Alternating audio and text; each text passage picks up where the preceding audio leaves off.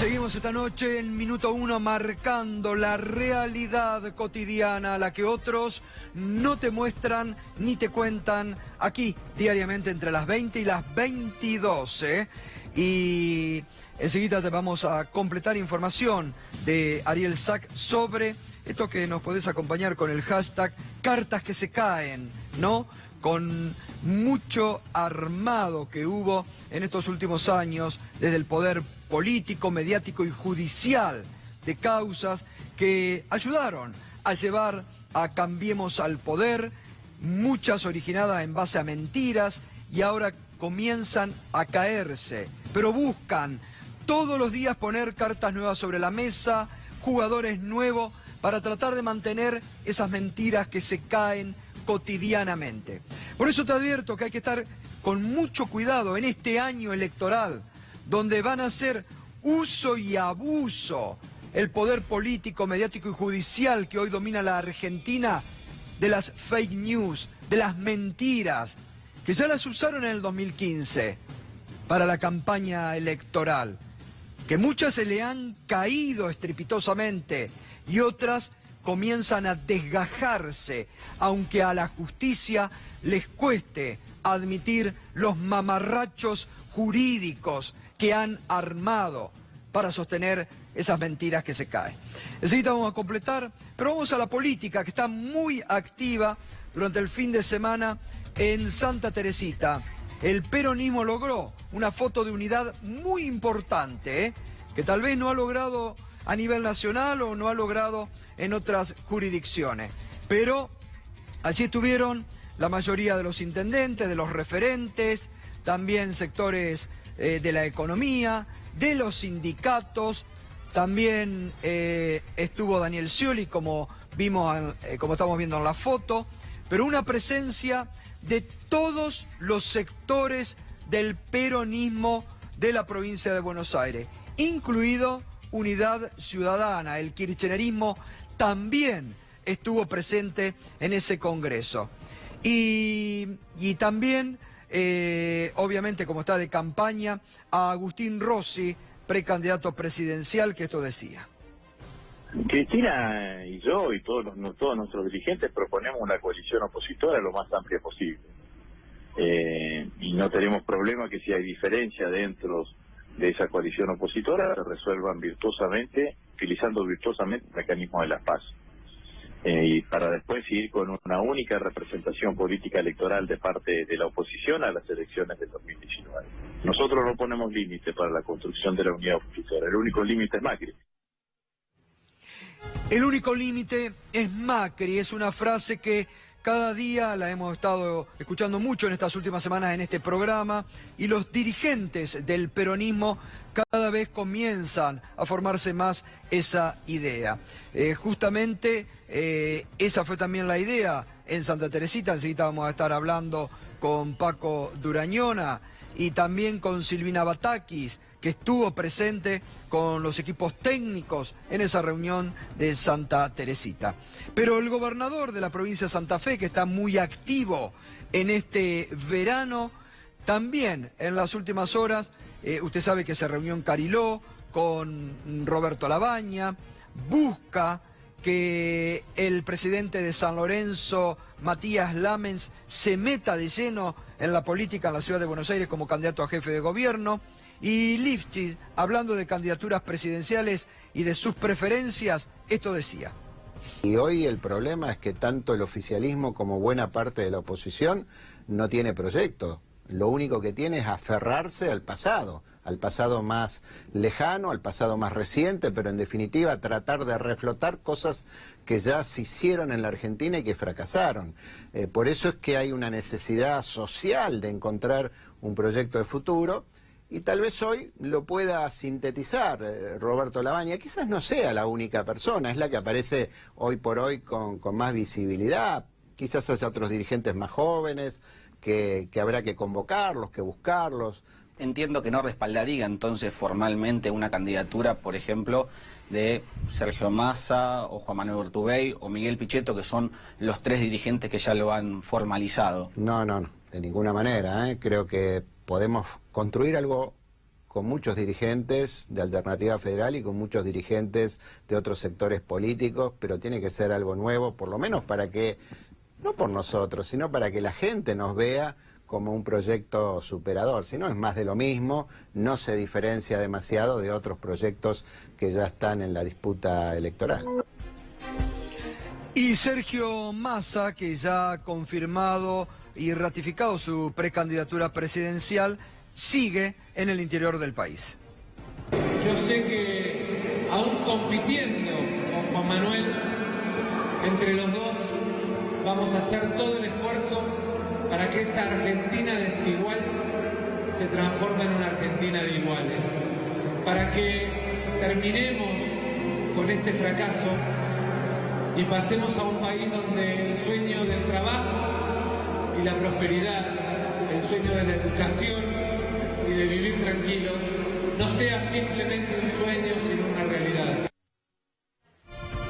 Bien, allí el espacio de Alternativa Federal, que mantiene las candidaturas de Massa y de Juan Manuel Urtubey, y que por el momento, lo decíamos la semana pasada, no ven la candidatura de Roberto Labaña jugando, en todo caso, sí integrándose a equipos de una mayor amplitud política, ¿no? En este sentido, Eduardo Duhalde sigue insistiendo con la candidatura de Roberto Labaña, que no da signos hoy por hoy de querer ser candidato de ese sector del justicialismo.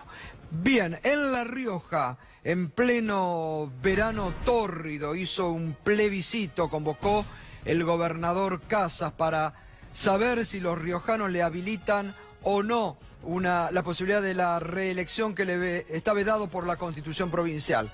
Resultados, muy poca participación electoral, movió solamente la política. El sí obtuvo 25 con 22, el no, que fue muy trabajado por la gente de Cambiemos, 17 con 88, solo votó el 43,8% del padrón. Dice el actual gobernador que esto lo habilita para presentarse a un nuevo periodo electoral, pero desde la oposición se anticipa que otra vez van a recurrir a la justicia. Completamos la información judicial, Ariel Sack, en estas cartas que se caen. Veíamos recién y comentábamos todas las últimas 48 horas de Nisman y también de sus WhatsApp, que fueron muy virulentos, lo que se conoce, con su expareja Sandra Arroyo Salgado, ¿no? Así es, contábamos antes que hubo muchos WhatsApp, muchos mensajes que Nisman borró. Eso da la pauta de que no hubo alguien que se diera su teléfono para borrar algunos sí y otros no, sino que él tenía como mecánica, como operatoria habitual, borrar mensajes. Pero hay algo que no se borró y es una pelea feroz, una pelea muy violenta, en muy duros términos, que Nisman tuvo con su exmujer y la madre de sus dos hijas los días previos a aparecer muerto. Esto no quiere decir que venga a develar cómo ocurrió el hecho, pero sí muestra cuál era la situación anímica que tenía Nisman por aquellos días y qué otras batallas internas estaba dando, además de la denuncia contra la expresidenta Cristina Fernández de Kirchner.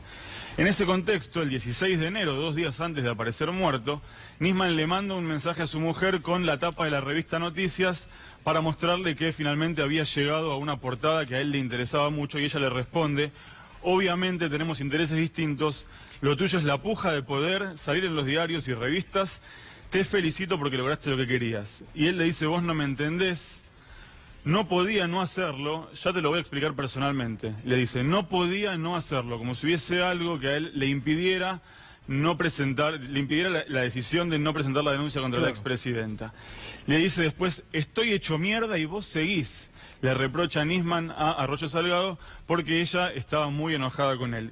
Y en el último mensaje que ella le manda desde su celular, el 16 de enero a las 21:39, le dice que no se preocupe, que ella va a cuidar de sus hijas, que las va a educar bien para que no tengan que ir a buscar ningún padre de 50 años que les pague carteras y viajes al exterior. Y un último mensaje que es muy duro, muy doloroso, más leído a la luz de las circunstancias, que dice: nada es gratis en la vida, todo se paga, todo pasa y todo llega. Para molestar, agredir y exponer, olvídate de mis hijas.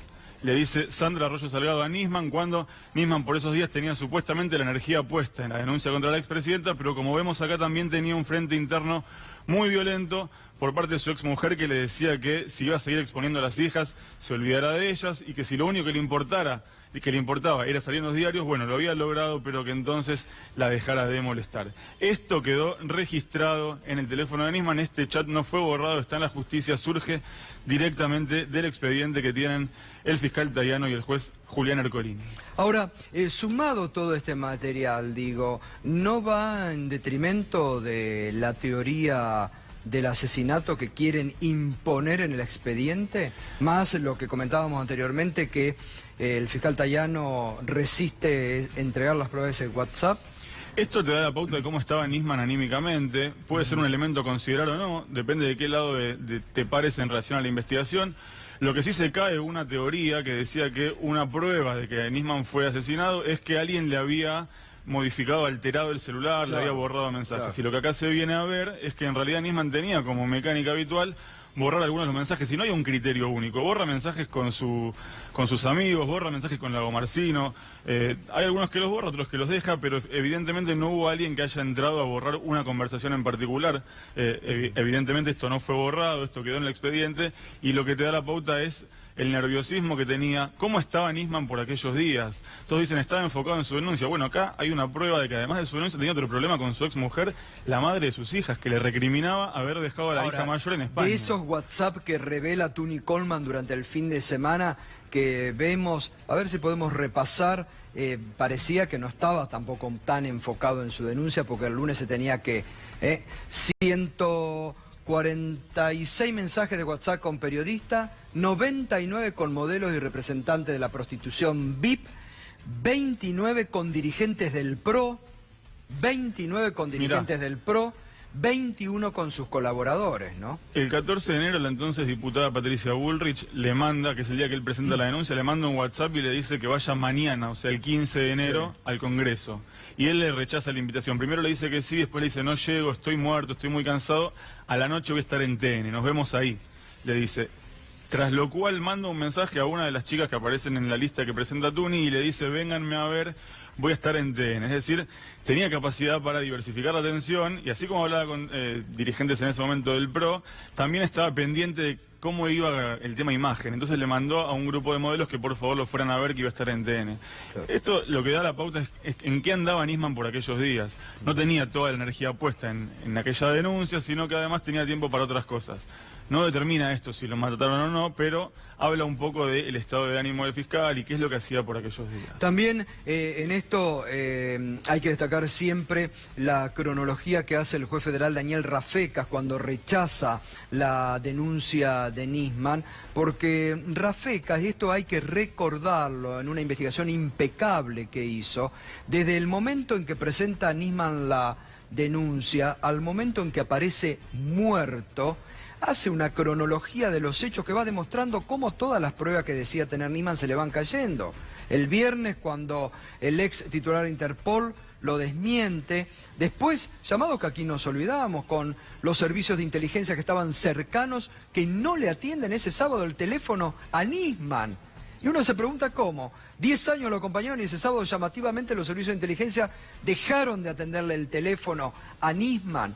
Y después, lo que muchos dicen, ¿no?, del baño, que el otro día comentaba el propio Eddie Zunino, ¿no?, desde la revista Noticias, dice, cuando sostienen que en el baño había 2 o 3 personas que mataron a Nisman, en un baño diminuto, y no había huellas de pisada, la sangre estaba hecho un charco, donde se quedó constatado como producto del disparo en la sien, que eso es lo que marca siempre Tuni, está comprobado que fue acá, no como decía Sandra Arroyo Salgado acá, fue acá que se disparó Nisman, disparó manchas de sangre, salpicó, mejor dicho, y eso es lo que está en el baño, digo, realmente prueba mayor que esa. Los que quieren sostener la hipótesis del homicidio te van a decir que el baño se contaminó, que hubo mucha gente que llegó después. Lo que no te van a decir es que cuando se levantaron huellas de la casa, solo se encontraron huellas de Nisman y la huella de Lago Marcino en la taza de café que él mismo le cuenta a la justicia que había tomado. Es imposible hacer un limpiado de huellas y dejar solamente las dos que están confesadas en el expediente. Nadie tendría una habilidad como para poder hacer eso, limpiar todo y dejar solamente ahí donde tocó Lago Marcino. Así que hay versiones de los dos lados. En el expediente las pruebas fácticas hacen pensar que no hubo otras personas, ni en el baño, ni fuera del baño, que no entraron ahí, que no salieron caminando, porque hubiesen dejado huellas en el camino, porque la sangre no se hubiese proyectado de la forma en la que se proyectó, como dice Eddie Zunino en el video que vos comentabas. Gracias, Ariel. A vos, Gustavo. Paco, buenas noches. ¿Ha logrado el peronismo de la provincia de Buenos Aires entender que el adversario a vencer es Mauricio Macri y no otros sectores internos del peronismo? Sí, en el peronismo bonaerense la unidad está muy sólida hace rato ya. Por supuesto hemos tenido y tenemos diferencias, discusiones, distintas miradas, pero mucha conciencia respecto a la importancia que tiene el peronismo de la provincia de Buenos Aires en la unidad de todo el frente opositor, porque es difícil que quieran fragmentar nuestro frente opositor si no hay una pata bonaerense que acompañe. Y en este momento realmente está muy sólido el peronismo bonaerense y veo imposible que pueda en esta dirección haber alguna fragmentación ahí. El Congreso de Santa Teresita el fin de semana, convocando a un Congreso de Unidad para febrero. También están anticipando los tiempos de acuerdo a la situación que vive el país, ¿no? Sí, más que nada salir de la agenda que permanentemente nos quiere plantear Cambiemos, una agenda mentirosa, que tiran temas que después no son... planteos vinculados con fraude electoral, esta discusión en la que nos quiso meter Vidal de desdoblamiento, adelantamiento, que es lisa y llanamente un fraude, manipular las reglas de juego electorales el mismo año que comienza el esquema electoral. Quedaría la impresión que fue descartado por el gobierno nacional, ¿no? Ese adelantamiento. Es que siempre fue esta metodología mentirosa de Cambiemos, de tirar temas al aire para tapar la agenda y evitar hablar de que se acaba de aumentar un 40% en el interior de la provincia de Buenos Aires la tarifa eléctrica una vez más. Y estas reuniones además también sirven porque empezamos a sacar los candidatos a la cancha y también a plantear qué es lo que nosotros queremos para la provincia de Buenos Aires, porque la gestión bonaerense en el gobierno de María Eugenia Vidal estuvo absolutamente ausente. Nunca se habló de políticas vinculadas con el interior de la provincia, ni con la logística, ni con los caminos rurales. No se habló de un plan ferroviario, que es un tema fundamental para la conectividad de los pueblos del interior. No se habló de los puertos, de desarrollar la industria en el interior para agregarle valor a la producción primaria, ni una política de acceso a la vivienda en toda la provincia de Buenos Aires, cuando hay millones de familias que están esperando política de acceso a su lote y a su vivienda. 700 escuelas cerradas tuvimos el año pasado. ¿Cuál es la política educativa que desplegó María Eugenia Vidal? Se gastó en el 2018 2 presupuestos enteros de San Antonio de Areco en cobertura mediática, para pasearse como yo nunca antes había visto en todos los medios de comunicación, para vender supuestamente una diferencia que tiene con Macri, que todos sabemos que Vidal forma parte del paquete mayoritario de accionistas de Cambiemos. Así que nosotros estamos discutiendo qué queremos para la provincia de Buenos Aires. Queremos hablar de soberanía alimentaria, queremos hablar de los problemas que tienen los pibes con falta de salubridad en los alimentos que genera obesidad. Un tema que no está en la agenda, pero es clave para laburar y generar nuestra propia producción de alimentos saludables. ¿Vas a ser precandidato a gobernador? Soy, ¿Has lanzado? lo soy. ¿Sos? Soy porque entendemos que el rol del interior en la provincia de Buenos Aires es determinante para lograr un triunfo. El peronismo le ha dado la espalda al interior, le ha dado la espalda a los sectores vinculados con la producción, a la agenda que tienen las familias del interior de la provincia de Buenos Aires, y nosotros desde San Antonio de Areco hemos generado un modelo de arraigo donde los jóvenes hoy pueden apostar a quedarse en su pueblo, acceder a la vivienda. Hay una universidad nacional, la última que se creó en la Argentina, vinculada con la producción, y ese es el modelo que nosotros queremos para la provincia de Buenos Aires. Ahora continuamos. Vale. Silvina, buenas noches, ¿cómo estás? Gracias por venir. No, por favor, sí, estuviste vos con los cuadros técnicos del peronismo el fin de en realidad semana. fue un encuentro eminentemente político, Sí. no se habló técnicamente, pero sí planteando esta responsabilidad que tiene que tener todos los dirigentes políticos de la provincia de Buenos Aires en cuanto a mostrar una unidad que ya se viene, como decía recién Paco, plasmando desde hace mucho tiempo, se viene construyendo y mostrando que efectivamente lo que sucede en la provincia de Buenos Aires nos puede dar un triunfo a nivel nacional. Y en ese sentido hay que ser muy responsable. Hay muchos candidatos posibles en la provincia de Buenos Aires, mujeres y hombres, y la reunión de Santa Teresita fue básicamente también encontrar ese cauce común en donde van a estar las propuestas que van a surgir desde el PJ y en donde se va a ordenar y dirimir quiénes serán los candidatos. ¿Ves un espíritu que acá lo hemos hablado muchas veces, ¿no? Lo he discutido yo incluso con muchos dirigentes. ¿Ves un espíritu de unidad que no se veía hace algunos meses atrás? Ya desde hace bastantes meses, ¿no? Esta definición y esta decisión de que el peronismo de la provincia de Buenos Aires esté unido, y creo que se va plasmando en este tipo de reuniones que se van difundiendo. La del 21 de febrero también va a ser muy importante. También va a haber distintas reuniones que son como contracumbres ante esta propuesta que todos creemos que no va a suceder, desde doblar las elecciones en la provincia de Buenos Aires, pero que ante la eventualidad, de todos modos, el PJ está listo para tener una propuesta distinta, que es, por supuesto, que las elecciones sigan su cauce.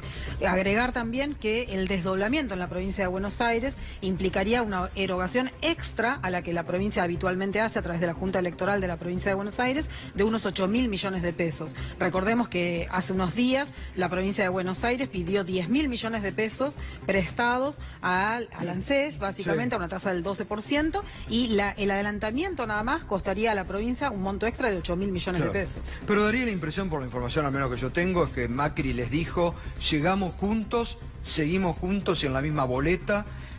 Para este año, que no va a haber desdoblamiento ni en la provincia ni en la ciudad de Buenos Aires. Ese fue el escenario más probable que se analizó en Santa Teresita, porque claramente el adelantamiento sería una ruptura muy fuerte dentro de Cambiemos, y el presidente no está dispuesto a, como decía Paco, a esta accionista mayoritaria, permitirle que tome el vuelo de hacer un desdoblamiento. Hay que prepararse para listas kilométricas, este año para la votación. Acá en la ciudad de Buenos Aires vamos a tener como mínimo una boleta de 8 categorías. Se va a votar para presidente y vice, para jefe de gobierno porteño y vice, para diputados nacionales, para senadores nacionales, para diputados del Parlasur, para legisladores y para comuneros, 7. Creo que me estoy olvidando alguna. Pero en una boleta vamos a tener 7 categorías, y se vota con boleta de papel. En la provincia no sé cuántas categorías. Y en la provincia son más o menos, también, ¿serán? concejales, intendentes, legisladores provinciales, gobernador, vicegobernador, diputados nacionales, senadores, bueno, senador así que no elige también provincia. kilométricas. Pero, sí. Bueno, también Daniel Arroyo. ¿Finalmente ya está definido? ¿Vas a jugar dentro del peronismo también, Daniel, vos? Sí, claramente. Ya estás. No, yo creo en la unidad. Ese Ya es el tenemos único 2 camino. precandidatos acá esta No, noche. pero yo- Vos también. Yo también. 3. ¿Vos también? Sí, Ah, por bueno, supuesto. pero una novedad, Silvina, lo tuyo. No sabía. No, ya hace el año pasado que bueno. vengo insistiendo en 3 que me de gustaría- diferentes sectores. Esto es interesante porque 3 diferentes sectores que han logrado más. Insaurralde creo que se anota también. Sí, por Verónica supuesto. Magario. Por supuesto, y son todos Kicillof, muy buenos candidatos, ¿no? sí. Así que. Está Sergio aspiran- Berni también. Sergio Berni Sergio también. Berni, Bueno, sí. ¿aspiran todos a ir a una interna? Yo creo que hay que construir solo el camino de la unidad, que la unidad tiene un programa común con muchas de las cosas que se han planteado y seguramente habrá 2 o 3 candidatos y en una paso se podrán definir. A mi modo de ver, el punto clave acá es dar vuelta a la escuela secundaria. Yo creo que con la escuela secundaria que tenemos en la provincia de Buenos Aires no vamos a ir al siglo XXI a hacerlo en serio, de verdad. Reconstruir el sistema de salud, que ha empeorado mucho con la gobernadora. Reconstruir el sistema de salud, reconstruir los hospitales, los centros de atención primaria de salud y cortar la venta de droga. Me parece a mí que un gran desafío que tenemos todos en la provincia de Buenos Aires es que se vende más droga. Cualquiera vaya a un barrio Pero y si se la vende más ministra droga. Patricia Bullrich dice que es el gran éxito del gobierno la lucha contra El el gobierno no narcotráfico. tiene un barrio donde demostrar. Un barrio. Yo siempre pregunto, digan, un barrio donde bajó la venta de droga. Un barrio en toda la provincia de Buenos Aires no sucede. Creo yo que no es con la policía bonaerense, que hay que hacer una fuerza especial por fuera de la policía para cortar la venta de droga. Habrá distintas maneras. Lo que tenemos que construir es una gran unidad de la cual saldrán los mejores candidatos y un plan claro para adelante. Pero qué importante. A mí esto realmente me parece muy saludable democráticamente. 3 más los que faltan, que ojalá algún día los podamos tener reunidos todos aquí, porque esto es importante, ¿no? Que puedan demostrar así, como están ustedes 3 sentados en una misma mesa. Bueno, yo le propuse que esto hay que destacar el rol de Fernando Grey como presidente del partido, un trabajo impecable, de ecuanimidad, de equilibrio, con un esfuerzo inmenso para tratar de acercar y organizarnos bien. Le propuse que cuando vayamos a Mar del Plata en febrero, en una convocatoria que incluye a rectores de universidades nacionales para trabajar sobre un programa concreto, podamos los que tenemos pretensiones de ser, expresar nuestras propuestas y que la gente nos vea debatiendo abiertamente, con presencia de medios, transmisión a través de las redes. El peronismo también necesita mostrarse abierto, democrático, y enriquecer el debate, porque enriquecer el debate, exactamente. Además todos tenemos experiencias y trayectorias distintas que pueden enriquecer al otro. Así que en ese sentido creo que cualquiera de los candidatos va a tener muy buen diálogo con el otro y va a contribuir a este aporte que van a hacer desde las universidades, que va a ser nutrido por la experiencia que tenemos cada uno de nosotros. Y ampliar, me parece a mí, ¿no? En 2015, 2017 ha ganado Cambiemos finalmente en la provincia de Buenos Aires. Hace falta ampliar, trabajar, buscar a todos, construir en serio un programa para adelante. Yo creo que ese es el desafío y me parece que es una obligación. Y además creo que si no generamos una unidad opositora, la sociedad nos va a pasar por arriba. Porque la demanda de la sociedad es júntense, háganlo en serio, tengan un programa común y vayan para adelante. Yo insisto que en la provincia de Buenos Aires está sucediendo eso, ¿no? La unidad tiene un cuerpo muy sólido desde hace varios meses y este pedido de apoyo a las universidades, a cada uno de los precandidatos y mismo al PJ para tener un programa en común, creo que sirve también para mostrar eso. El diagnóstico está, lo hemos dicho en más de una oportunidad, ahora falta empezar a armar alternativas diferentes. Y está José Urtubey esta noche, que viene desde hace ya 3 años marcando un diagnóstico que finalmente se ha dado, lamentablemente, en la realidad. Pero sorprendió hoy que hasta el propio presidente de la Sociedad Rural Argentina le está diciendo al gobierno, este no es el camino. Mirá, sin duda, antes éramos muy poco. Hasta abril del año pasado, acuérdate que muchísimos venían sosteniendo que era el camino adecuado en materia económica el que había seguido la Argentina. A mí no me sorprende porque veo en Macri un improvisado, sobre todo en materia económica, sin duda, porque fíjate que volvemos a estar con las mismas herramientas, con las mismas equivocaciones de parte del gobierno nacional que en el año 2016.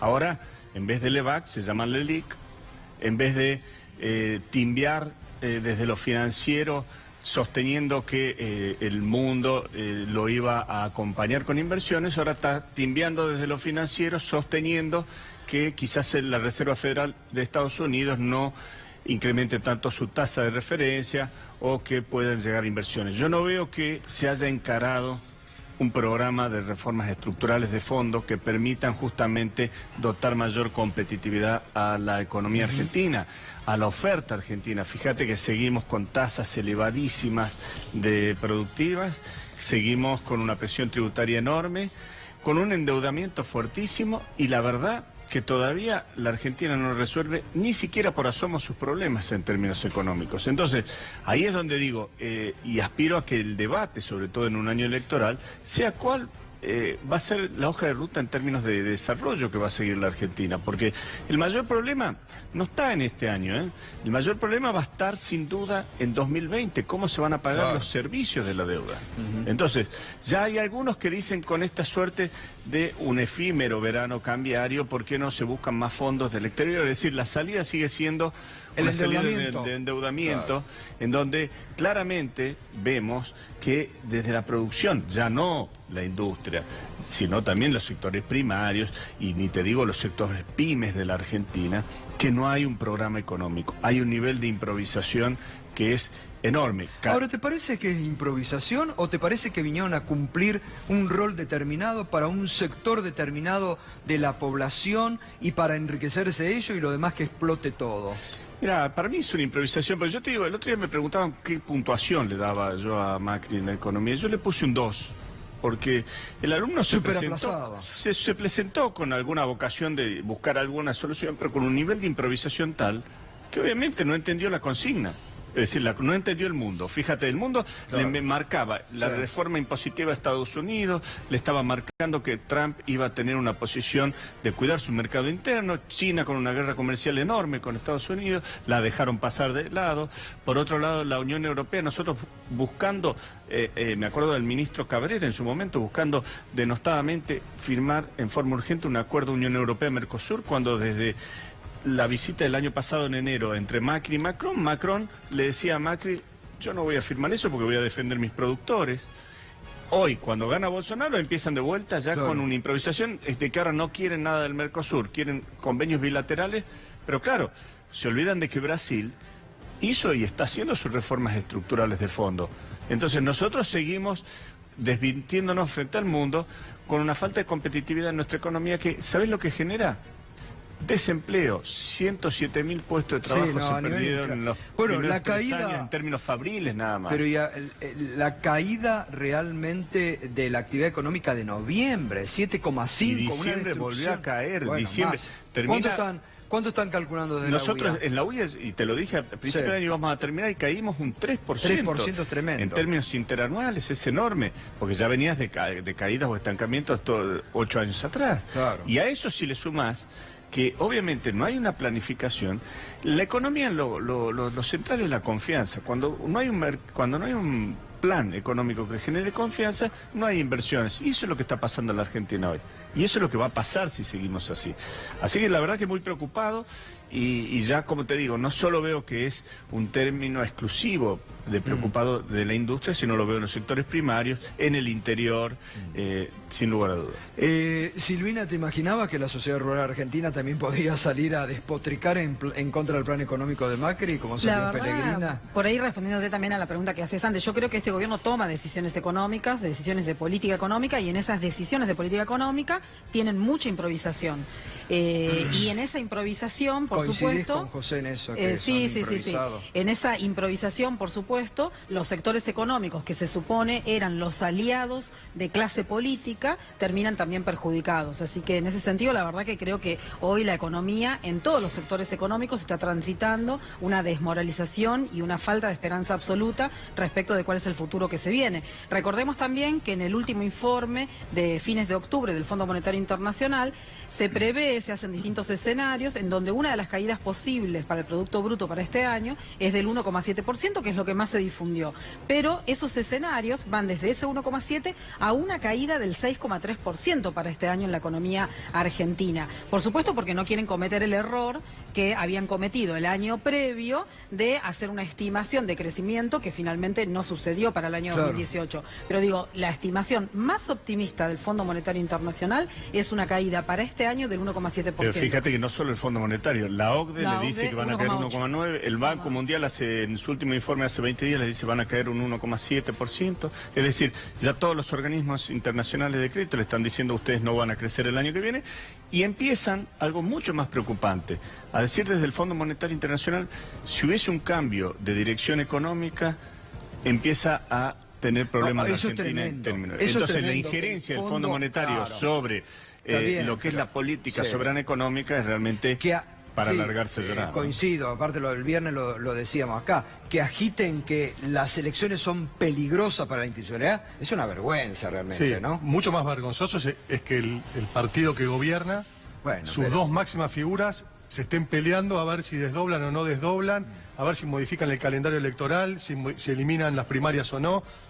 Es realmente una señal de inmensa debilidad. Eso es lo que pone desconfianza y debilidad en la situación de la Argentina este año. La Argentina se va a enderezar cuando haya un nuevo gobierno con respaldo popular, con un proyecto serio, con un programa y con un desarrollo industrial, productivo y principalmente profundamente federal. Totalmente. Vos sabés que yo estoy en contacto con inversores y los inversores no les preocupa tanto quién es el presidente, si es cual o tal cual. Los inversores necesitan, como dice Paco, un programa de desarrollo. En la medida que haya reglas claras, haya previsibilidad, haya confianza, ahí viene la inversión. No, los bancarios lo mismo. Yo por ahí también sigo estando en contacto y lo que ellos dicen es que ellos saben que en un gobierno peronista siempre se garantiza el pago de la deuda. Entonces que no es ese el problema. Entonces hay como mucho invento, volviendo a la fake news de parte de este gobierno, Pero además en el 2015 2015, ¿no prometieron que llegaba Macri, que al otro día venía la lluvia de inversiones? Sí, sí, sí. 3 años, inversiones cero. Prometieron que no se iban a pagar más ganancias, prometieron que la inflación se iba a resolver de la noche a la mañana, prometieron que no iba a haber devaluación, que no se iba a endeudar el país.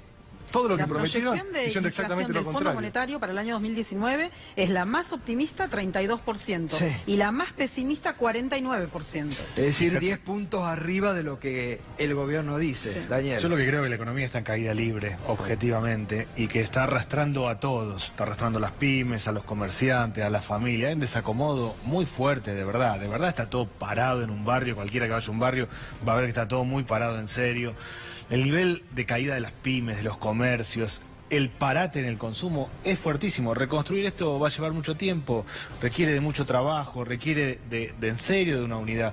La situación es bastante más grave de lo que Daniel, parece, ¿eh? Vuelvo siempre a un ejemplo que vos ponías tanto todas las veces que venías acá, que era el tema de la disminución Del consumo de leche. del consumo de leche. Recién dijo Ginés, antes que ustedes lleguen, lo que cayó, creo que habló de Entre 15 y 20%. 20%. Es tremendo ese Lo básico dato. es, si la familia dejó de consumir leche, quiere decir que dejó de consumir un montón de cosas antes. Bueno, ni Está hablar. clarísimo, todas las madres Ni saben hablar. que tiene que darle leche a sus hijos, con lo cual, si baja el consumo de leche en una familia, antes bajaron un montón de cosas.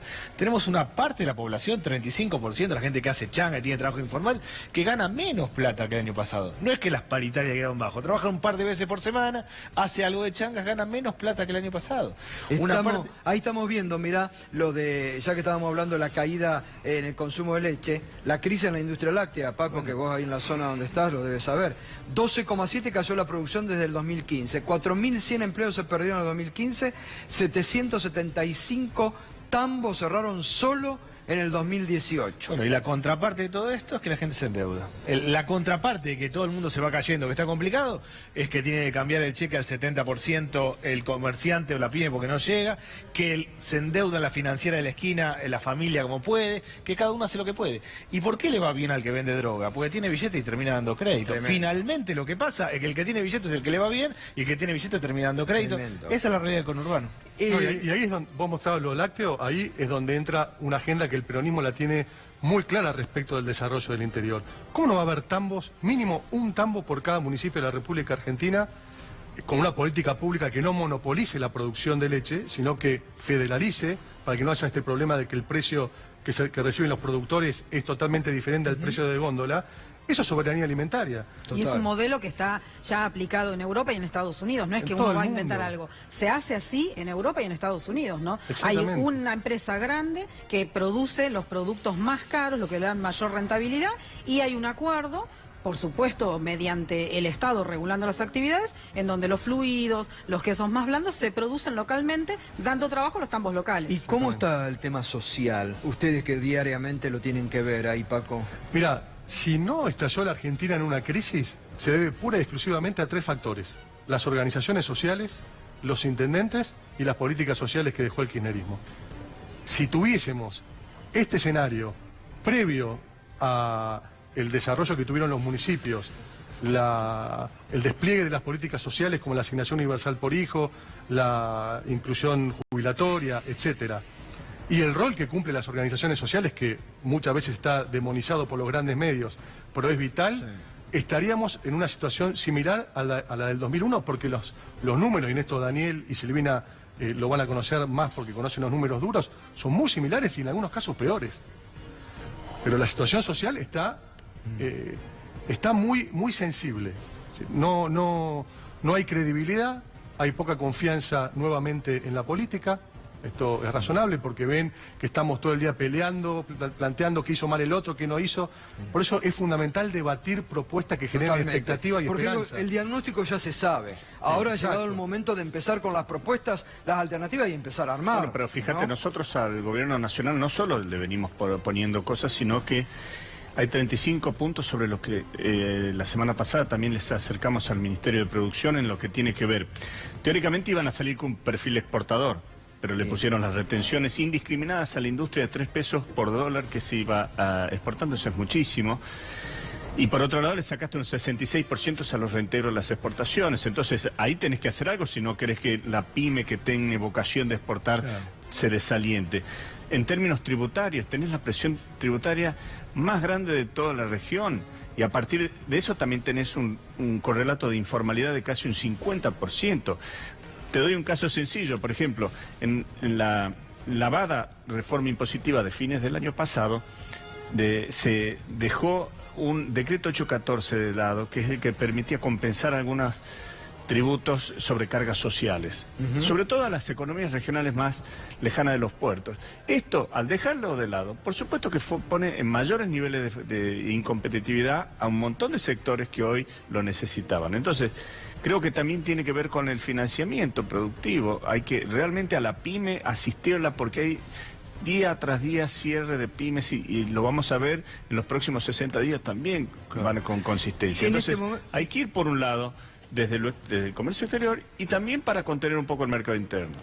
¿En cuánto está la capacidad instalada de la industria? Y hoy francamente, tenemos casi un 45 abajo. Es tremendo. Es tremendo. De el las promedio peores... es 60%. El promedio es 60%. La textil está usando solamente el 38% de la Por eso capacidad tenés instalada. ocupando 60 y hay sectores que... Y con el nuevo tarifazo se te va a complicar más, porque te suben los costos fijos, claramente. Si no están vendiendo, si tiene una presión impositiva brutal y además le suben los costos fijos por las tarifas, se va a complicar mucho. Más de 10.000 empresas el gobierno cerraron su fábrica en estos años. Es que el gobierno lo que está haciendo en esencia es tratar de apagar el fuego con nafta. Además tenemos un modelo claro respecto a las tarifas, porque esto siguen avanzando, hay un nuevo permanentemente.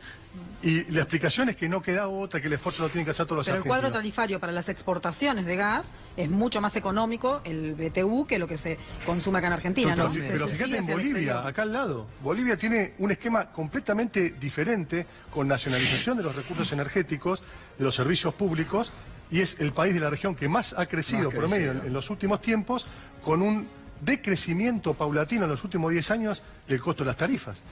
Y ese es un modelo también a seguir en Argentina. Exactamente. Hay que desdolarizar las tarifas que tenemos. Porque en digo, Argentina. ahí es donde también tienen que empezar ustedes a generar las propuestas, a decir, bueno, miren, a partir de del 10 de diciembre, lo que y vos ahora el decías, Congreso, Silvina, ¿no? ¿no? Y Por ejemplo, ahora el Congreso antes. no se va a tirar decirle el fondo, no le vamos a pagar nada. No, Ver no, de qué no. forma. Seguro. O con el régimen tarifario. ¿Qué es lo que se va a hacer con las A mí me tarifas a parece que partir? ya lo que hay que hacer en el Congreso, y los opositores somos más que el oficialismo en la Cámara de Diputados, tenemos que armar una sesión especial, volver las tarifas al 2018 y establecer que aumenten igual que los salarios, establecer el coeficiente de variación salarial. Lo hicimos una vez, el gobierno lo vetó. Y lo va a volver a vetar, ¿no? Yo diría que el humor social no da para jorobar tanto y que tenemos una obligación, más allá de plantear la cosa a partir de diciembre, de ahora construir una unidad concreta que tenga que ver con el tema de tarifas. Porque además esa guita, ¿dónde va? Hoy estaban mostrando y reflejando acá cuántas miles de familias están con cortes eléctricos. Esos miles de millones de pesos en tarifazos, si estuviesen volcados a grandes obras de infraestructura eléctrica para desarrollo de parques industriales, de pymes, que mejore la conectividad en la familia, bueno, por lo menos tendríamos algo para mirar y para discutir. Pero esa plata se la reparten en dividendos los 4 monopolios que son amigos de Macri. Y lo mismo con la deuda, ¿no? La provincia de Buenos Aires endeudó a la provincia en 10.000 millones de dólares en menos de 3 años, porque lo hicieron hasta mediados del año pasado. Para y hoy obras, no se sabe en dónde están esos 10.000 millones de dólares. Los Ahora, únicos que hicimos duplicaron obra la fuimos los deuda. municipios. Sí. Y eso que los han combatido mucho, ¿no? Los únicos que hicimos obra fuimos los municipios con el Fondo de Infraestructura Municipal, que fue el único porcentaje de ese endeudamiento que se garantizaron en obras de infraestructura. Obras de gran impacto social en los barrios, centros de salud, Y eso en que las les han escuelas. sacado muchos fondos, Después ¿no? nos sacaron ese fondo, nos sacaron el fondo sojero y nos sacaron el fondo de seguridad. El ajuste en los municipios es bestial, que es el único, no el primer mostrador, porque se suele decir el primer mostrador, el primero y el último. Claro. Vidal no atiende los problemas de empleo que todos los días nos traen nuestros vecinos. No atiende los problemas de falta de vivienda. No atiende los cortes de energía que viven muchas familias porque no les da para pagar la tarifa eléctrica. Eso lo atendemos los intendentes. Sí, en principio para parece mí, que también acá van a transferir se- educación, ¿no? Se descentralizó la Ahora. crisis, le tiraron la crisis a los intendentes y a los movimientos sociales. Mientras nos quitaban Dejaron de hacer y se les cayó la crisis directamente Sí, sí. al que está todos los días, que es el intendente. José, ¿y las perspectivas para la industria en este año siguen siendo Bueno, siguen negativas? siendo negativas, acompañan lo que es la realidad de las perspectivas económicas, vamos a volver a caer, seguramente un 2% de este año también, y además de persistir esto, me parece que tenemos que mirar rápidamente qué va a pasar con Brasil. Hablabas de la agenda de diciembre del año que viene. Yo creo que este año hay que mirar la agenda.